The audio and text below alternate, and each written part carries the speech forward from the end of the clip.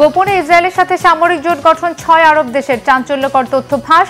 ফিলিস্তিনিদের সাথে বিশ্বাসঘাতকতার মূল হোতা কি সৌদি? টানা 10 মাস পর অবশেষে গাজায় ঢুকলো ত্রাণের ট্রাক, তবে প্রয়োজনের তুলনায় এখনো কম। ইসরায়েল কি আবারও খাবার আটকে দিবে? যুদ্ধ বন্ধ ও বন্দি বিনিময়ের এখন গাজার নিয়ন্ত্রণ যাবে কার হাতে? কি হবে হামাসের? ইসরায়েলের সেনারা কি থাকবে? কি বলছেন বিশ্লেষকরা? আসসালামু আলাইকুম, দেখছিলেন Bangla vision world news headline. এবারে বিস্তারিত। এবার ফাঁস হলো ফিলিস্তিনিদের সাথে 6 মুসলিম দেশের নতুন এক বিশ্বাসঘাতকতার চাঞ্চল্যকর তথ্য। গাজায় যুদ্ধবিরতি কার্যকরের মাত্র কয়েকদিনের মাথায় জানা গেল 3 বছর আগে 2022 সালে আমেরিকার নেতৃত্বে ইসরায়েলের সাথে গোপন সামরিক জোট গঠন করে সৌদি আরব, মিশর, জর্ডান, কাতার, সংযুক্ত আরব আমিরাত ও বাহরাইন। এমন তথ্য জানিয়েছে খোদ মার্কিন সংবাদ মাধ্যম ওয়াশিংটন পোস্ট। তারা বলছে, আরব দেশগুলো গাজাবাসীকে সমর্থনের আড়ালে ইসরায়েলি সেনা ও মার্কিন বাহিনীর সঙ্গে গোপন বৈঠক ও তথ্য আদান প্রদান চালিয়ে গেছে। হিজল জোবাইরের ডেস্ক রিপোর্টে বিস্তারিত। 7 অক্টোবর 2023 ইসরায়েলের হামলার দিন থেকেই গাজাবাসীর অধিকার নিয়ে গালভরা বক্তব্য দিয়ে আসছেন আরব দেশগুলোর নেতারা। তবে প্রকৃত সত্য হলো, শেষমেশ গাজা যুদ্ধ বন্ধে এসব দেশের তেমন কোনো ভূমিকাই নেই। সম্প্রতি ওয়াশিংটন পোস্টের হাতে আসা বেশ কিছু গোপন মার্কিন নথি চাঞ্চল্যকর অনেক তথ্য সামনে এনেছে। সেসব নথির বরাতে এক প্রতিবেদনে ওয়াশিংটন পোস্ট জানিয়েছে, গাজা যুদ্ধের মাঝেই আরব অঞ্চলের 6টি দেশ গোপনে ইসরায়েলের সঙ্গে সামরিক জোট গঠন করে দেশটিকে নানাভাবে সাহায্য করেছে। যুক্তরাষ্ট্রের নেতৃত্বে আঞ্চলিক নিরাপত্তা কাঠামোর অজুহাতে দেশগুলো ইসরায়েলের সঙ্গে এই গোপন সামরিক জোটে যুক্ত হয়। জোটে থাকা আরব দেশগুলো হলো সৌদি আরব, মিশর, জর্ডান, কাতার, সংযুক্ত আরব আমিরাত ও বাহরাইন। সৌদি আরবই মূল হোতা বলে জানানো হয়েছে। ফাঁস হওয়া নথিতে বলা হয়, 2022 সালে মার্কিন সেন্ট্রাল কমান্ড বা সেন্টকমের নেতৃত্বে গঠিত হয় এই জোট। জোটটির মূল লক্ষ্য ছিল ইরানের হুমকি মোকাবেলা, কিন্তু বাস্তবে এই জোটের কার্যক্রমের বড় অংশই ছিল গাজা ও হামাস বিরোধী যুদ্ধ প্রশিক্ষণ ও গোয়েন্দা তথ্য বিনিময় করা। মার্কিন নেতৃত্বাধীন এই গোপন নেটওয়ার্কে অংশ নেওয়া দেশগুলো একসঙ্গে টানেল যুদ্ধ মোকাবেলা, আকাশ প্রতিরক্ষা ও সাইবার নিরাপত্তা প্রশিক্ষণেও অংশ নেয়। গাজায় বোমাবর্ষণে এসব কৌশল ব্যবহারও করেছে ইসরায়েল। ওয়াশিংটন পোস্ট জানায়, আরব দেশগুলো পর্দার আড়ালে ইসরায়েলি সেনা ও মার্কিন বাহিনীর সঙ্গে যৌথ মহড়া, গোপন বৈঠক ও তথ্য আদান প্রদান চালিয়ে গেছে। 2024 সালের মধ্যে এই 6 আরব দেশ যুক্তরাষ্ট্রের রাডার ও সেন্সর নেটওয়ার্কের সঙ্গেও যুক্ত হয়ে যায়। এর মাধ্যমে ইরানের ক্ষেপণাস্ত্র ও ড্রোন মোকাবেলার নাম করে তেল আবিবের সঙ্গে কার্যত একীভূত হয় তাদের সেনাবাহিনী।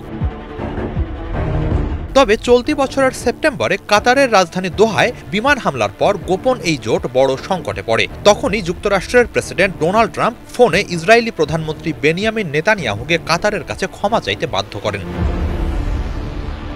বিশ্লেষকরা বলছেন, আরব বিশ্বের নেতারা প্রকাশ্যে গাজার পক্ষ নিয়ে যা বলছেন, গোপনে তার উল্টো কাজ করছেন। কারণ তাদের কাছে ইরানের আঞ্চলিক হুমকি ফিলিস্তিন সমস্যার চেয়ে বেশি গুরুত্বপূর্ণ হয়ে উঠেছে। এই দ্বৈত অবস্থানের কারণেই গাজাবাসীর সঙ্গে তারা বিশ্বাসঘাতকতা করে চলেছেন। হিজল জোবায়ের, বাংলা ভিশন। যুদ্ধবিরতি ঘোষণা ও বন্দি বিনিময়ের পর অবশেষে গাজায় ঢুকতে শুরু করেছে মানবিক সহায়তাবাহী ট্রাক। টানা 10 মাস পর ইসরায়েলের অবরোধের কারণে ত্রাণ ঢুকতে না পারায় দুর্ভিক্ষের কাছাকাছি পৌঁছে গিয়েছিল গাজা। তবে এবার কিছুটা আশার আলো দেখছেন তারা। কিন্তু গাজাবাসীর প্রয়োজন মেটাতে যে পরিমাণ ত্রাণ প্রয়োজন, তার অর্ধেকেরও কম প্রবেশ করছে। পাশাপাশি প্রশ্ন উঠেছে, ইসরায়েলকে আবারও আটকে দিবে ত্রাণ প্রবেশ? ডেস্ক রিপোর্টে আরও জানাচ্ছেন ইমরান মাহমুদ। অবশেষে দীর্ঘ অবরোধ ভেঙে গাজায় প্রবেশ করছে মানবিক সহায়তাবাহী ট্রাক। বহু মাস ধরে চলা ইসরায়েলের কঠোর নিষেধাজ্ঞা ও সীমান্ত অবরোধের পর 12 অক্টোবর থেকে গাজায় ত্রাণ পৌঁছতে শুরু করেছে বলে জানায় রয়টার্স ও আনাদোলু এজেন্সি। যুদ্ধবিরতি কার্যকর হওয়ার পর প্রথম ধাপেই প্রায় 173টি ত্রাণবাহী ট্রাক কেরেম শালম সীমান্ত পথ হয়ে গাজায় প্রবেশ করেছে। এসব ট্রাকে রয়েছে খাদ্য, ওষুধ, বিশুদ্ধ পানি, শিশুখাদ্য ও অস্থায়ী আশ্রয়ের সরঞ্জাম। কিন্তু প্রশ্ন উঠেছে, এই ত্রাণ কি পর্যাপ্ত? অথবা আবারও কি অবরোধ দিতে পারে দখলদার ইসরায়েল? আনাদোলু এজেন্সির একটি প্রতিবেদনে বলা হয়েছে, এই সহায়তা এসেছে জাতিসংঘ, মিশর, কাতার এবং ইউরোপীয় ইউনিয়নের যৌথ উদ্যোগে। মিশরের রাফা সীমান্ত দিয়ে সহায়তার কনভয় প্রবেশ করেছে। গাজার স্থানীয় প্রশাসন জানিয়েছে যুদ্ধবিরতি চুক্তির অংশ হিসেবে উত্তর ও দক্ষিণ গাজার মধ্যে দুটি প্রধান সড়কে ত্রাণ পরিবহন অবাধে চলাচল করতে পারবে। তবে ত্রাণ বিতরণের দৃশ্যগুলো ছিল বিশৃঙ্খল ও মানবিক বেদনার প্রতিচ্ছবি। খান ইউনিসে শত শত ক্ষুধার্ত মানুষ সহায়তাবাহী ট্রাক ঘিরে দাঁড়িয়েছিলেন। কেউ দৌড়ে যাচ্ছেন ট্রাকের পেছনে, কেউ ট্রাকে উঠে বক্স হাতে নিচ্ছেন। আমি শুনেছি ত্রাণ আসছে, তাই বাচ্চাদের জন্য কিছু নিতে গিয়েছিলাম, কিন্তু এভাবে নেওয়া সম্ভব না। যদি সরকারি প্রতিনিধি বা সংস্থার মাধ্যমে বিতরণ হতো তাহলে কিছু পাওয়া যেত। এই সহায়তাগুলো যেন আন্তর্জাতিক সংস্থা, বিশেষ করে জাতিসংঘ আগের মতো বিতরণের দায়িত্ব নেয়। এভাবে ভিড়ের মধ্যে গিয়ে ত্রাণ নেওয়া খুবই বিপজ্জনক। এটা স্থায়ী সমাধান নয়, কিন্তু অন্তত এখন কিছু পাওয়া যাচ্ছে। বাজারের দাম কিছুটা কমেছে, তবুও আমাদের জন্য আরো ভালো সমাধান দরকার, যেন সবাই সমানভাবে সহায়তা পায়। ইউরোনিউজের প্রতিবেদনে বলা হয়েছে, মিশরের কায়রোতে আসন্ন summit for piece in Egypt সম্মেলনের আগে আন্তর্জাতিক সম্প্রদায় সহায়তা বাড়ানোর আহ্বান জানিয়েছে।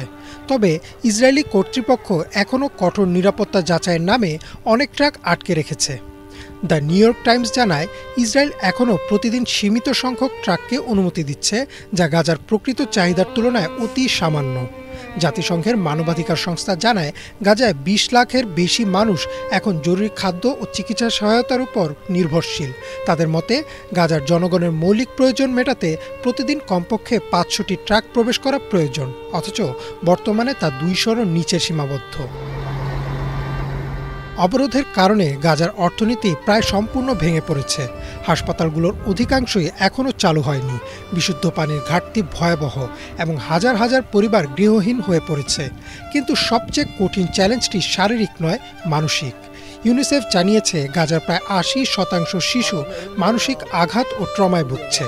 পরিবার হারানো, বোমাবর্ষণের ভয় ও ভবিষ্যৎ অনিশ্চয়তা এসবের সঙ্গে লড়ছে প্রজন্মের পর প্রজন্ম। বিশ্লেষকরা বলছেন, মানবিক সহায়তার পাশাপাশি মানসিক পুনর্বাসন ও সামাজিক পুনর্গঠন ছাড়া এই সংকট থেকে বের হওয়া সম্ভব নয়। তবে ইসরায়েলের উপর আস্থা রাখার কারণ এখনও সীমিত। অতীত অভিজ্ঞতা বলছে, যতবারই যুদ্ধবিরতির ঘোষণা হয়েছে ততবারই তা ভেঙে দিয়েছে ইসরায়েলি সেনারা নতুন হামলার মাধ্যমে। ফলে আন্তর্জাতিক মহলে প্রশ্ন উঠেছে, এই যুদ্ধবিরতি কি স্থায়ী শান্তির সূচনা নাকি কেবল কৌশলগত বিরতি? তবুও ধ্বংসস্তূপে দাঁড়িয়ে গাজার মানুষরা এখনও আশায় বুক বাঁধছেন। যুদ্ধবিরতির এই ক্ষণস্থায়ী শান্তিতে যে কয়েকটি ট্রাক প্রবেশ করছে তা হয়তো যথেষ্ট নয়, কিন্তু প্রতিটি পানির বোতল, প্রতিটি খাদ্যের বাক্স গাজার মানুষকে মনে করিয়ে দিচ্ছে তারা এখনও বেঁচে আছেন এবং পৃথিবীর এক কোণে কেউ তাদের কথা এখনও ভাবছে। ইমরান মাহমুদ, বাংলা ভিশন। গাজায় যুদ্ধবিরতি কার্যকর ও বন্দি বিনিময়ের পর এখন প্রশ্ন উঠেছে, ভূখণ্ডটির দায়িত্ব কার হাতে যাবে? হামাসের ভাগ্যে কি ঘটবে? ইসরায়েলি সেনারা কি পুরোপুরি গাজা ছেড়ে যাবে? ট্রাম্পের ২০ দফা চুক্তির দ্বিতীয় ও তৃতীয় ধাপে কি রয়েছে সেগুলো নিয়ে এখনও সুরাহা না হওয়ায় পরবর্তীতে গাজার ভাগ্যে কি ঘটবে, সে কিভাবে মোকাবেলা করবে ফিলিস্তিনিরা? এমন প্রশ্নের জবাবে কি বলছেন বিশ্লেষকরা? রিফাত জামানের ডেস্ক রিপোর্টে বিস্তারিত। মৃত্যুদণ্ড কার্যকর করা হচ্ছে প্রকাশ্যে ফিলিস্তিনের গাজার রাস্তায় ইসরায়েলি সেনাদের সহায়তা করার অভিযোগে। মুহূর্তেই গোটা বিশ্বে ছড়িয়ে পড়ে ভিডিওটি। গাজায় যুদ্ধবিরতি কার্যকরের মাত্র ২-৩ দিনের মাথায় সেখানে নিজেদের নিয়ন্ত্রণ আরও জোরালো করে ফিলিস্তিনের স্বাধীনতাকামী সংগঠন হামাস আবারও সাফ জানিয়ে দিল, গাজার নিয়ন্ত্রণ থাকবে শুধু ফিলিস্তিনিদের হাতেই। তবে ভিন্ন কথা বলা আছে মার্কিন প্রেসিডেন্ট ডোনাল্ড ট্রাম্পের ২০ দফা যুদ্ধবিরতি চুক্তিতে। চুক্তির প্রথম দফায় আছে যুদ্ধবিরতি কার্যকর ও বন্দি বিনিময়। দ্বিতীয় দফায় বলা আছে হামাস নিরস্ত্রীকরণ ও গাজার শাসনভার কার হাতে যাবে সে বিষয়ে। আর তা ঠিক করার পরেই তৃতীয় পর্যায়ে গাজার ধ্বংসযজ্ঞ সরিয়ে অবকাঠামো পুনর্নির্মাণের দিকে মনোযোগ দেয়া হবে বলে বলা আছে। তবে এই দ্বিতীয় দফা নিয়ে এখনো হামাসের সাথে ইসরায়েল ও পশ্চিমাদের মতবিরোধ রয়ে গেছে। অনেক বিষয়ই এখনো পরিষ্কার নয়, উত্তর নেই অনেক প্রশ্নেরই। ফলে প্রশ্ন উঠেছে, চুক্তির প্রথম দফায় যুদ্ধ শেষ ও বন্দি বিনিময়ের পর এখন আদতে গাজার শাসনভার কার হাতে থাকবে? হামাসের ভাগ্যে কি ঘটবে? ইসরায়েলি সেনারা কি পুরোপুরি গাজা ছেড়ে যাবে কিনা? আর এসব প্রশ্নের নিশ্চিত কোনো উত্তর না দিয়েই মিশরে যুদ্ধবিরতি চুক্তিতে সই করে মধ্যপ্রাচ্য ছেড়ে গেছেন মার্কিন প্রেসিডেন্ট। বিশ্লেষকরা বলছেন, এইসব অমীমাংসিত মীমাংসিত বিষয়ের সমাধান কবে নাগাদ হবে, কত সময় লাগবে, সপ্তাহ, মাস নাকি বছর, তা একেবারে অজানা। কি চাইছে হামাস ও ইসরায়েল, কোথায় কোথায় আছে তাদের এই মতবিরোধ? যুদ্ধবিরতির আলোচনার শুরু থেকেই হামাস সাফ জানিয়ে দিয়ে আসছে, কোনো বিদেশি শাসক নয়, যুদ্ধ পরবর্তী গাজার নিয়ন্ত্রণ থাকবে ফিলিস্তিনিদের হাতেই। ইসরায়েলি বাহিনী পুরোপুরি গাজা ছেড়ে না যাওয়া পর্যন্ত অস্ত্র ত্যাগ করতেও অস্বীকৃতি জানিয়ে আসছে হামাস। তারা বলছে, গাজা ভূখণ্ডে ইসরায়েলের দখলদারিত্ব শেষ না হওয়া পর্যন্ত সশস্ত্র প্রতিরোধের অধিকার রয়েছে তাদের। হামাসের দাবি, পুরোপুরি গাজা ছেড়ে না গেলে আবারও হামলা চালাতে পারে বর্বর ইসরায়েলি বাহিনী। সংগঠনটি বলছে, ইসরায়েলি সেনারা সম্পূর্ণরূপে গাজা ছেড়ে যাবে। প্রেসিডেন্ট ট্রাম্পের এমন কথার উপর ভরসা রেখেই কেবল সব জিম্মিকে ছেড়ে দেওয়ার ঝুঁকি নিয়েছে তারা। তবে ইসরায়েলের দাবি, হামাস নির্মূল বা নিরস্ত্রীকরণের আগ পর্যন্ত গাজা ছেড়ে যাবে না তারা। এমনকি পশ্চিম তীর ভিত্তিক ফিলিস্তিনি কর্তৃপক্ষকেও গাজার শাসন ক্ষমতায় দেখতে চায় না বলে জানিয়েছে ইসরায়েলের প্রধানমন্ত্রী বেনিয়ামিন নেতানিয়াহু। আর এসবের বিপরীতে কি বলা আছে ট্রাম্পের শান্তি পরিকল্পনায়? তাতে বলা আছে, যুদ্ধ শেষ হলে হামাসের বদলে গাজার আইন শৃঙ্খলা নিয়ন্ত্রণে থাকবে আরব দেশগুলোর নেতৃত্বাধীন আন্তর্জাতিক বাহিনী। বেশিরভাগ ক্ষমতা থাকবে তাদের হাতে। একই সাথে দায়িত্বে থাকবে মিশর ও জর্ডানের প্রশিক্ষিত ফিলিস্তিনি পুলিশও। আর এরপরই গাজা ছেড়ে যাবে ইসরায়েলি বাহিনী। এছাড়া গাজা ভূখণ্ডে রোজকার প্রশাসনিক কার্যক্রম পরিচালনা করবে ফিলিস্তিনি টেকনোক্রেট প্রশাসন। তারা গাজা পুনর্গঠনের নেতৃত্ব দেবে বলে ট্রাম্পের পরিকল্পনায় বলা আছে। তবে এসব বিষয়ে এখনো একমত হতে পারেনি হামাস ও ইসরায়েল। আর হামাস ও ইসরায়েল যদি চুক্তিতে না পৌঁছাতে পারে, তাহলে আলোচনা স্থগিত থাকবে। আর সেক্ষেত্রে ইসরায়েলি সেনারা একদিকে যেমন গাজার কিছু অংশ ধরে রাখবে, তেমনি অন্যদিকে হামাসও সক্রিয় থাকবে। ফলে ব্যাহত হবে গাজার পুনর্গঠন, আর ফিলিস্তিনিদের জীবন আটকে থাকবে তাঁবু, শিবির আর আশ্রয় কেন্দ্রে। শঙ্কা বিশ্লেষকদের। রিফাত জামান, বাংলাভিশন নিউজ ডেস্ক। এর আগে মিশরে শান্তি সম্মেলনে ইসরায়েল হামাস যুদ্ধবিরতি চুক্তিতে সই করেন মার্কিন প্রেসিডেন্ট ডোনাল্ড ট্রাম্প ও বিশ্ব নেতারা। দিনটিকে মধ্যপ্রাচ্যের জন্য ঐতিহাসিক দিন বলে ঘোষণা দেন মার্কিন প্রেসিডেন্ট। একই সাথে ভূখণ্ডটির উন্নত ভবিষ্যৎ ও পুনর্গঠনের জন্য হামাসকে নিরস্ত্রীকরণের দিকে তাগিদ দেন তিনি। এছাড়া পুলিশ বাহিনী মোতায়েনের পরিকল্পনার কথাও জানান মার্কিন প্রেসিডেন্ট। গাজা যুদ্ধের অবসানে সোমবার মিশরে আয়োজিত শান্তি সম্মেলনে ট্রাম্প ছাড়াও অন্তত ৩৫ জন বিশ্ব নেতা অংশ নেন। শহীদ আরাফাতের ডেস্ক রিপোর্ট। গাজা যুদ্ধবিরতি চুক্তির নথিতে সই করে আরও একটি ইতিহাস রচনা করলেন মার্কিন প্রেসিডেন্ট ডোনাল্ড ট্রাম্প। তবে ভূখণ্ডটির ভবিষ্যৎ নিয়ে তৈরি করলেন কিছুটা ধোঁয়াশা। হামাসের নিরস্ত্রীকরণের পর পুলিশ বাহিনী মোতায়েনের ইঙ্গিত দিলেন ট্রাম্প। বললেন, যুক্তরাষ্ট্রের অধীনে গাজা হবে নিরাপদ ও সুরক্ষিত স্থান। কিন্তু ফিলিস্তিনিরা আগেই বলেছেন, ভূখণ্ডটির শাসক নির্বাচন করবেন এবং তারাই ঠিক করবেন গাজার ভবিষ্যৎ। এটি একটি স্মরণীয় দিন। সব রক্তপাত, ঘৃণার অবসান হলো। এখন গাজাকে নতুন করে সাজাতে হবে। পুনর্গঠনের জন্য এটিকে নিরস্ত্রীকরণ করতে হবে। যুক্তরাষ্ট্র অংশীদার হয়ে কাজ করবে। আমি আগেও যেমনটি বলেছিলাম, এখন বেসামরিক পুলিশ বাহিনী মোতায়েনের ব্যাপারে ভাবতে হবে। যুক্তরাষ্ট্রের হাত ধরে মধ্যপ্রাচ্য একটি নিরাপদ এবং সুরক্ষিত স্থান পাবে।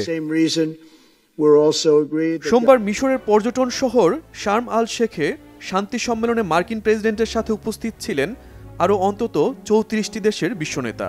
ট্রাম্পের পাশাপাশি মিশরের president Abdel Fattah al Sisi, তুরস্কের প্রেসিডেন্ট রিসেপ তাইয়েপ এরদোয়ান, কাতারের আমির শেখ Tamim bin Hamad al Thani সহ অন্যান্য নেতারা চুক্তিটিতে স্বাক্ষর করেন। গাজার পুনর্গঠনে বিশ্ব নেতারা সম্মিলিতভাবে কাজ করার অঙ্গীকার করেন। এর মধ্যেই সোমবার ধাপে ধাপে মুক্তি পায় ইসরায়েলি জিম্মিরা। বিনিময়ে নেতানিয়াহু প্রশাসনও মুক্তি দেয় প্রায় ২,০০০ ফিলিস্তিনিকে। ফিলিস্তিনি বন্দীরা মুক্তির পর তাদের দুর্বিষহ সময়ের কথা স্মরণ করেন। ইসরায়েলের কারাগার কসাইখানার সাথে তুলনা করেন। তবে মুক্ত ফিলিস্তিনিদের পেয়ে আনন্দে অশ্রুসিক্ত হতে দেখা যায় স্বজনদের।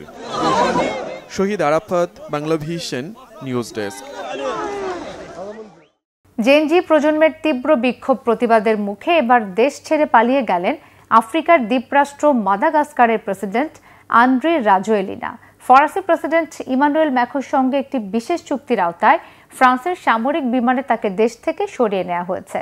বার্তা সংস্থা রয়টার্স জানিয়েছে, তথ্যটি নিশ্চিত করেছে।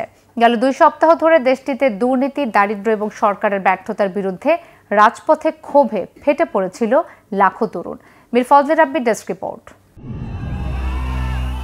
দক্ষিণ এশিয়ার জেনজি আন্দোলনের ঢেউ এবার আছড়ে পড়ল পূর্ব আফ্রিকার দ্বীপরাষ্ট্র মাদাগাস্কারে। বিক্ষোভের মুখে দেশ ছেড়ে পালিয়ে গেলেন দেশটির প্রেসিডেন্ট আন্দ্রি রাজোয়েলিনা। জেনজি বিক্ষোভের আজ প্রশমিত করতে দিন 10 আগেই প্রধানমন্ত্রী সহ গোটা মন্ত্রিসভাকে বরখাস্ত করেছিলেন রাজওয়েলিনা, কিন্তু শেষ পর্যন্ত গদি বাঁচাতে পারলেন না তিনি। তীব্র আন্দোলনের মধ্যেই সোমবার গোপনে দেশ ছাড়তে বাধ্য হলেন তিনি। 2014 সালে ফরাসি নাগরিকত্ব পাওয়া রাজওয়েলিনাকে ফ্রান্সের প্রেসিডেন্ট ইমানুয়েল মাখোর সঙ্গে একটি বিশেষ চুক্তির আওতায় ফরাসি সামরিক বিমানে করে দেশ থেকে সরিয়ে নেওয়া হয়েছে। 13 অক্টোবর ব্রিটিশ বার্তা সংস্থা রয়টার্সের এক প্রতিবেদনে এই তথ্য জানানো হয়েছে। প্রেসিডেন্টের দেশত্যাগের বিষয়টি রয়টার্সকে নিশ্চিত করেছেন দেশটির বিরোধী নেতা সিতেনি রাজরিয়ানা।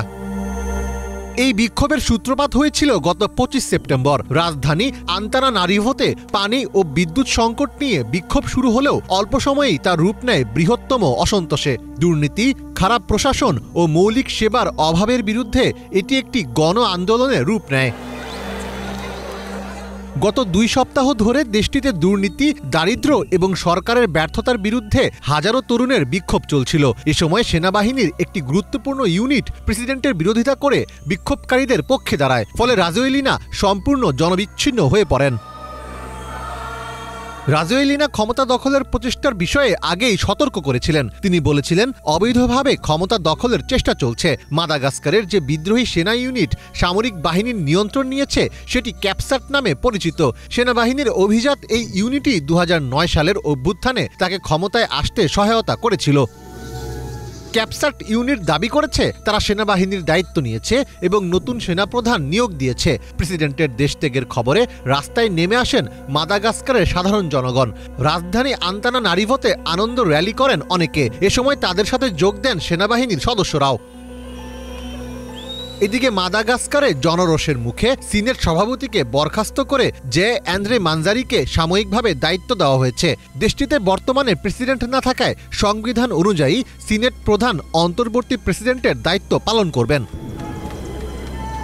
প্রায় 3 কোটি জনসংখ্যার দেশ মাদাগাস্কারের 3/4 মানুষই দারিদ্র্যসীমার নিচে বাস করেন। 1960 সালে স্বাধীনতা লাভ করলেও 1992 সাল থেকে মাদাগাস্কার সাংবিধানিক গণতান্ত্রিক দেশ হিসেবে পরিচালিত হচ্ছে।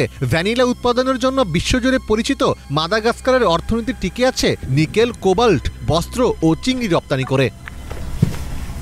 গত বছরের 5ই আগস্ট বাংলাদেশের জেনজি বিক্ষোভের মুখে সামরিক হেলিকপ্টারে চড়ে দেশ থেকে পালিয়ে যান সাবেক প্রধানমন্ত্রী শেখ হাসিনা। জেনজির এমন বিক্ষোভের মুখে সরকার পতন ঘটে শ্রীলঙ্কা ও নেপালেও। জাতিসংঘের তথ্য অনুযায়ী মাদাগাস্কারে 25 সেপ্টেম্বরের পর থেকে নিরাপত্তা বাহিনীর সঙ্গে সংঘর্ষে এখন পর্যন্ত অন্তত 22 জন নিহত হয়েছেন।